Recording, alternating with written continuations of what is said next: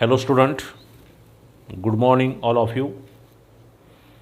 Now this is online lecture number 47 and today's date 28 April 2021. Now in previous two lectures we have to study the Doppler effect. What is meant by Doppler effect? What are their applications and what are their limitations? तर आजचं ह्या आठवड्यातलं आपलं शेवटचं lecture आहे. त्याच्यानंतर पुन्हा आपलं lecture मंडेला होईल. तर नवीन आर्टिकल घेण्यापेक्षा डॉपलर इफेक्टवरची जे काही न्यूमेरिकल्स आहेत तर आज ते न्यूमेरिकल्स आपण घेऊयात जेणेकरून तुम्हाला प्रॅक्टिस करता येईल. Now before I can take the numericals of based upon Doppler effect, first of all we understood that when the source of sound and observer approaches to each other, then you may use the upper sign in the formula in numerator and denominator, and if both are moving away from each other then you may use the lower sign in numerator and denominator.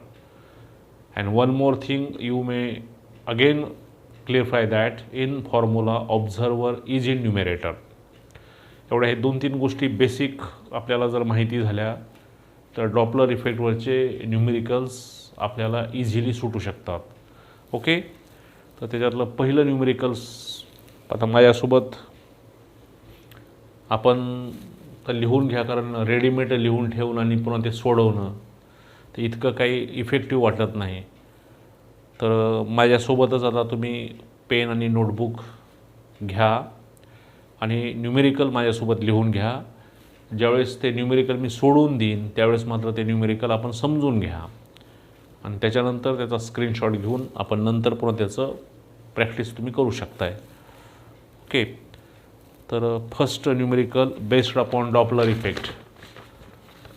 Now example number first. तर फिजिक्समध्ये numerical सोडवणं हे अपरिहार्य आहे. Now ए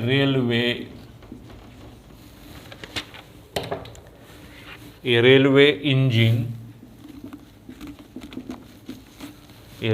engine blowing. माझ्यासोबतच लिहा, a railway engine blowing whistle of frequency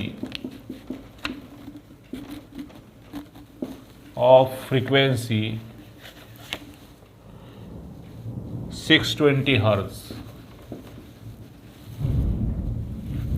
approaches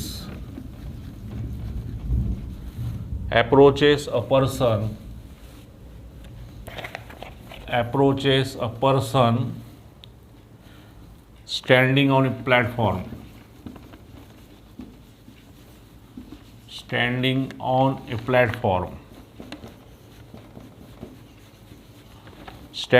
platform comma with a velocity of 72 km/h, full stop.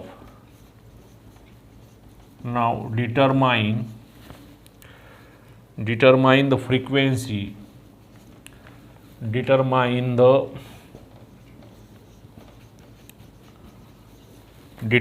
the frequency of note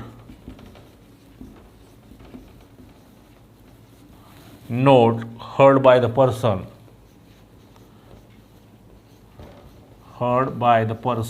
full stop. Now into bracket the velocity of sound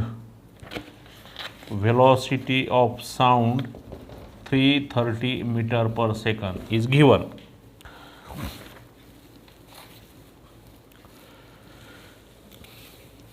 तर आपल्याला offline लेक्चरमध्ये आपण इतर चॅप्टरचे जे numericals घेतले होते त्यामध्ये ह्या बाबी मी आपल्याला क्लिअर केल्या होत्या की कोणतंही न्यूमेरिकल आपल्याला जर सोडवायचं असेल तर दिलेलं न्यूमेरिकल काळजीपूर्वक 2 वेळेस आपण वाचायचं. You may read the given numerical minimum twice a time very carefully, and we must conclude that in this numerical which quantities is to be given, which quantity is to be calculated, and for that which formula is to be used. If you solve any numerical in physics, we at least understood these 3 steps in a numerical, then you may easy to solve any type of numerical. Now here you may read the given numerical: a railway engine blowing whistle of frequency 620 Hz.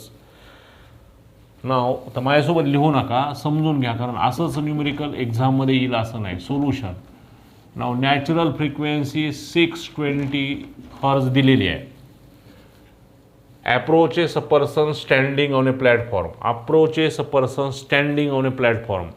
It means that the observer standing on the platform. If the observer standing on the platform, it means that the velocity observer is 0.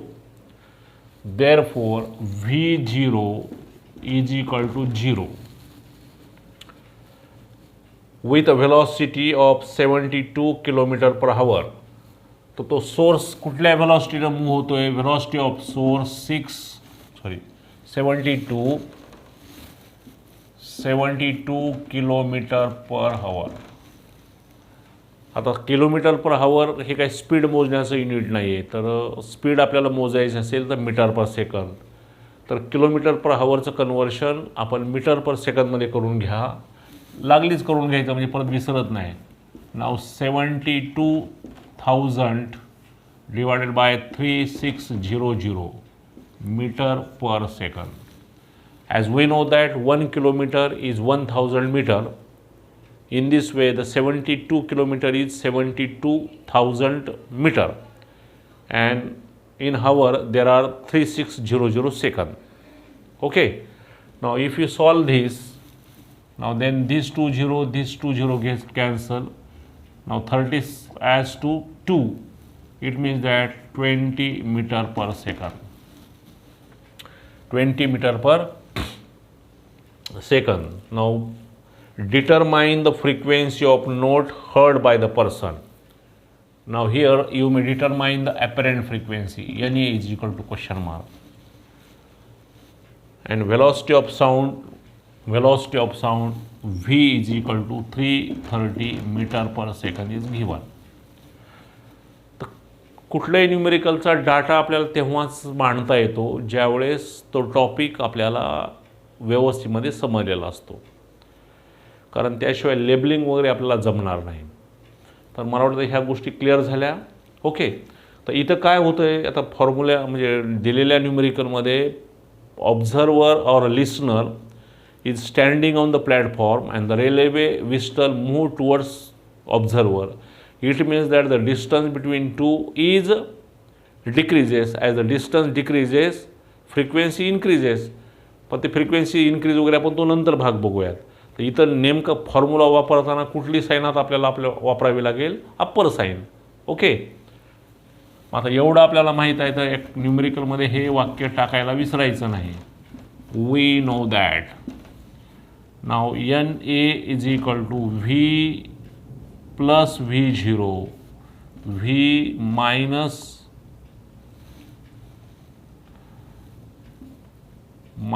plus Vs into N. But Vs approaches to V0, then हे आपल्या माहितीसाठी, but Vs approaches to V0, therefore NA is equal to V plus V0, V minus Vs into N. Okay, तर हे cut करतो मी. बरं, समजलं का? You may solve the numericals in any way, but Vs approaches to Vs, V0, then Na is equal to V plus V0, V minus Vs. But here the V0 is 0. Now just to substitute the value, therefore Na is equal to 330 plus 0, 330 minus 20 and N is 620.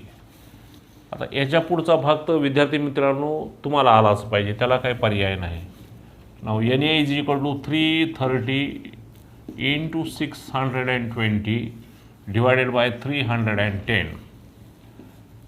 Now if you solve this by using log table, or you may use any method which is easy to you, okay, and the answer is Na is equal to, answer देतो तर तुम्ही त्याचा log वगैरे जर तुम्हाला बघायचं असेल तर इकडे उभी रेष घ्या, log of this plus log of this minus log of this, किंवा ह्या log of this log of this log of न्यूमिरेटरची ॲडिशन करा, त्या ॲडिशनमधून ह्याचा लॉग सबट्रॅक्ट करा, त्याचा अँटी लॉग बघा, आन्सर काढा.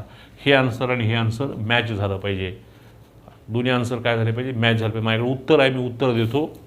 The answer is 660 hertz. ह्याचं उत्तर काय येईल, 660 hertz. Now this is the frequency, apparent frequency heard by the observer, heard by the observer. तर ह्याचं एक स्क्रीनशॉट घ्या.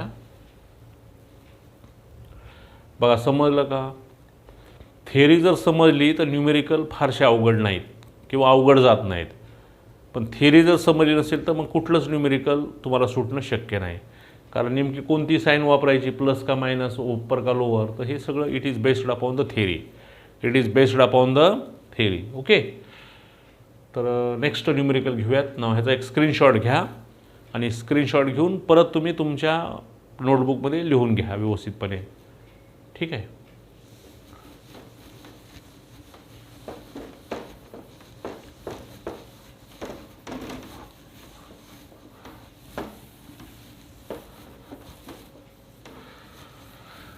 नाव example number 2.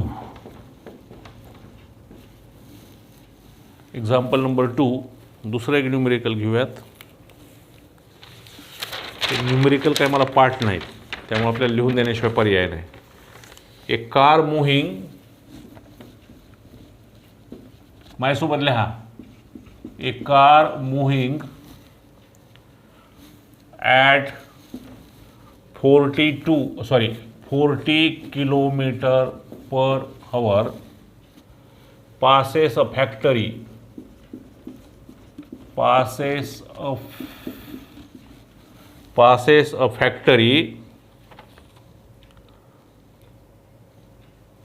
as a siren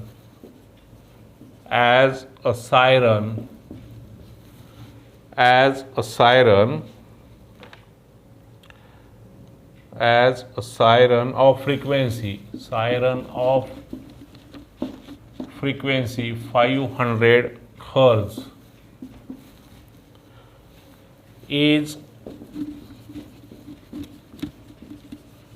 is sounded full stop. What does the frequency, now what does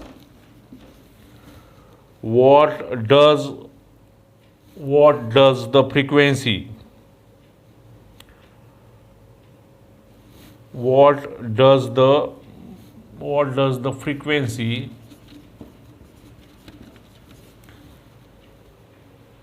appear to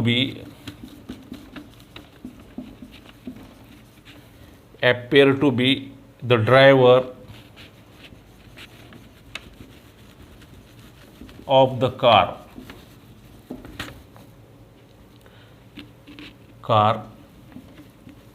before and after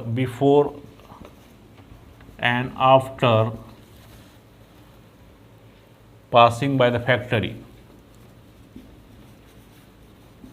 Passing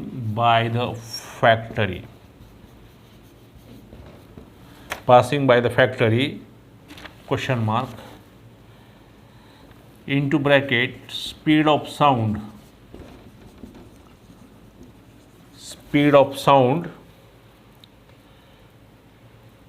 in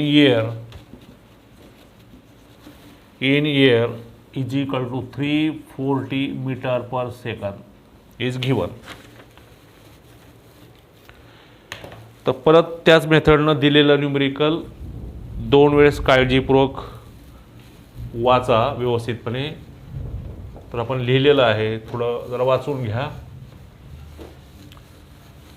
काय काय म्हटलंय, काय नेमकं त्यामध्ये आहे. तुम्हाला हे गेस करता आलं पाहिजे.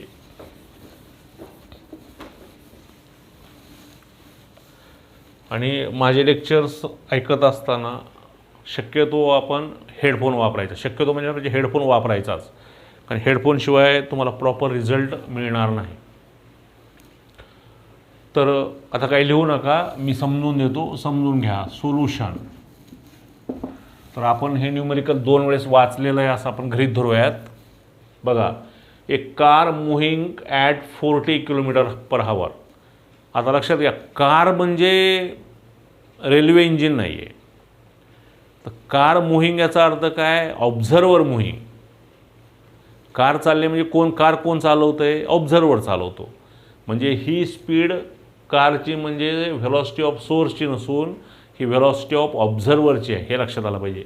A car moving at 40 kilometre per hour passing a factory as a siren of frequency. म्हणजे फॅक्टरीला आता काय म्हणलं आहे? व्हेलॉसिटी ऑफ सोर्स म्हणलं आहे. फॅक्टरी एक सायरन, फॅक्टरीमध्ये सायरन वाजतो का नाही? तर सोलापूर वगैरे आपल्या जवळ आहे. तर सोलापूरला बरेचसे म्हणजे कामगाराचं हे आहे, बऱ्याचशा मिल्स आहेत चादरी टावेल बनवण्याच्या. तर त्याच्यामध्ये कामगाराच्या 3 शिफ्ट चालत असतात 8-8 तासाच्या. तर त्या शिफ्ट बदलताना ते सायरन वाजतं, भोंगा वाजतो मोठा, त्याला आपल्या मराठीमध्ये चिमणी वगैरे असं काहीतरी म्हणतात. तर ते सायरनमधून जो आवाज येतो त्याची जी फ्रिक्वेन्सी तो इमिट करतो, तर ते किती इथं दिलेलं आहे? 500 हर्ज. ओके, म्हणजे ही नॅचरल फ्रिक्वेन्सी आहे. लक्षात आलं का? हे थोडंसं समजलं पाहिजे. बघा, मग हे कार म्हणलं की तुम्ही जर चुकून म्हणलात व्हेलॉसिटी ऑफ सोर्स तर सगळं चुकेल. तर कारमध्ये कोण आहे? ऑब्झर्वर आहे. म्हणजे ही ऑब्झर्वरची व्हेलॉसिटी आहे. म्हणजे V0 is equal to 40 kilometre per hour. आणि एक गोष्ट लक्षात ठेवा, 40 × 5/18 metre per second. If you convert kilometre per hour to metre per second, it is just equal to 5/18. Just equal to 5 म्हणजे किलोमीटर पर हावरचं conversion metre per सेकंदमध्ये करताना 5/18नं त्याला जर गुणलं तर ते डायरेक्ट मीटर पर सेकंद होतं. तर तुमच्या लक्षात आलं नसेल तर हिंट म्हणून तुम्हाला सांगतो. बघा, kilometre per hour is equal to 1000 metre per 366 second. Now this 2 0 get cancel. Now 10/36 metre per second. But 10 is 5 आणि 2नं जर आपण भागलं त्याला दोन्ही साईडला 2नं, तर 10 डिवायडेड बाय 2 आणि 36 divided by 2 it is 5/18 metre per second.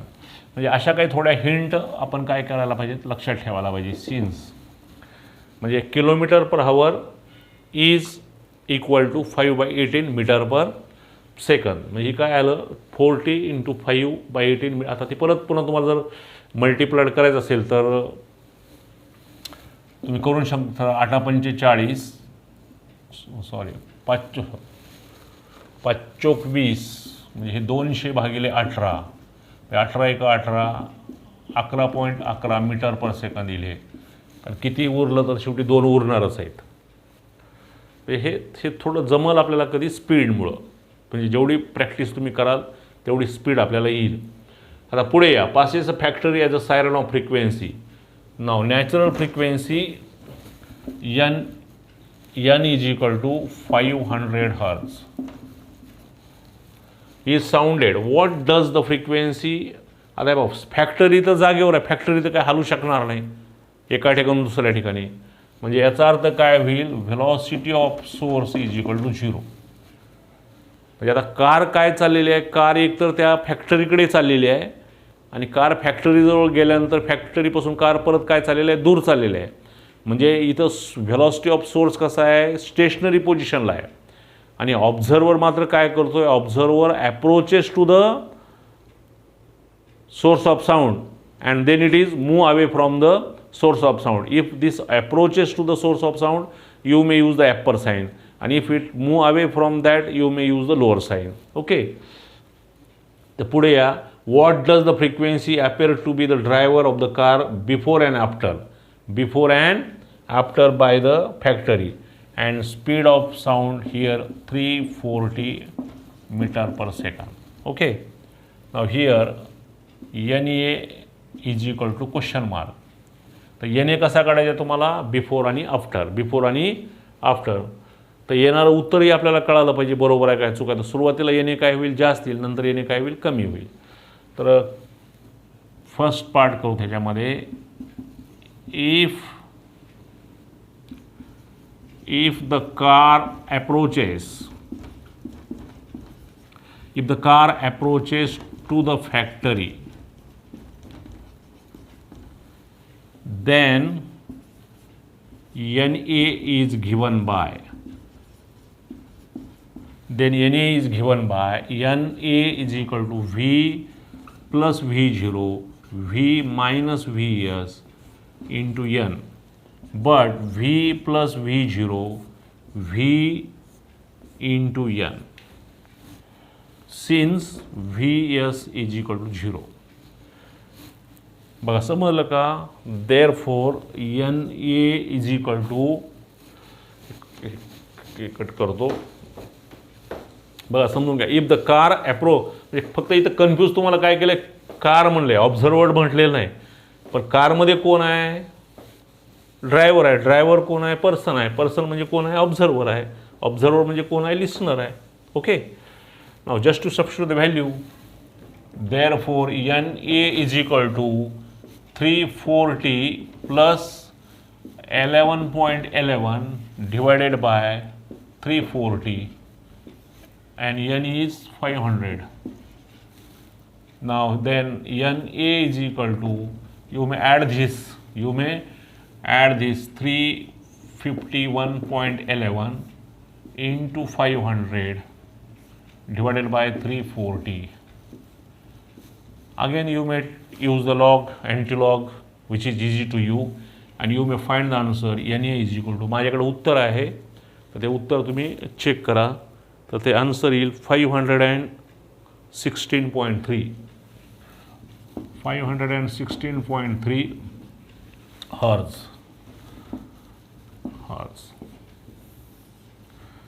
समजलं का विद्यार्थी मित्रांनो? दुसरी जी केस आहे, if the car moving away from factory, then NA is given. Then NA is given by NA is equal to V minus V0 V plus Vs into N. दोघं जेव्हा दूर जातील त्यावेळेस lower sign in numerator, lower sign in denominator. Okay. Now then NA is equal to 340 minus 11.11 divided by 340 plus 0. तर VS दोन्ही ठिकाणी कसं आहे? फॅक्टरी कशी आहे? स्थिर आहे, स्टेशनरी पोझिशनला आहे. Okay. Now if you solve this, NA is equal to, हे मायनस करा, हे तेच सॉरी इंटू 500 आहे ना, इंटू 500. हे सॉल्व करा. याच्या पुढची मेथड तर आपल्याला आलीच पाहिजे, ह्याला कसलाही पर्याय दुसरा नाही आहे. ह्याचं उत्तर देतो मी तुम्हाला. ह्याचं उत्तर आहे 483.7 हर्ट्ज. ओके. तर हे आन्सर तुम्हाला चेक करता आले पाहिजे. परत एकदा बघा. V0 आपल्याला दिला आहे, सोर्स ऑफ साऊंड स्टेशनरी पोझिशनला आहे, नॅचरल फ्रिक्वेन्सी दिलेली आहे, व्हेलॉसिटी ऑफ सोर्स दिलेला आहे, आणि आपल्याला ॲपरंट फ्रिक्वेन्सी काढायला सांगितलं आहे. If the observer approaches to the source of sound and if the observer move away from the source of sound. In both the cases you may obtain the apparent frequency, and from answer you may conclude that your answer is correct or not, as according to theory we know that if the observer and source of sound approaches towards each other, the apparent frequency increases, and if both are moving away from each other, apparent frequency decreases. Now from these two answers it is clear that your answer is correct, theory is correct. Okay, तर याच्या पुढचा भाग आपण मंडेला घेऊयात. ह्याच्यावरची जरा MCQ वगैरे Doppler इफेक्टवरचे घेऊयात. एक डॉपलर इफेक्ट हा कन्सेप्ट आपला इतका क्लिअर करून घेऊयात आपण, कारण डॉपलर इफेक्ट जसा साऊंडमध्ये आहे तसा लाईटमध्ये पण आहे. ओके, तर ते पण डिफरन्शिएट आपण बघूयात. तर आज आपण थांबूयात. Thank you. Have a very very nice day.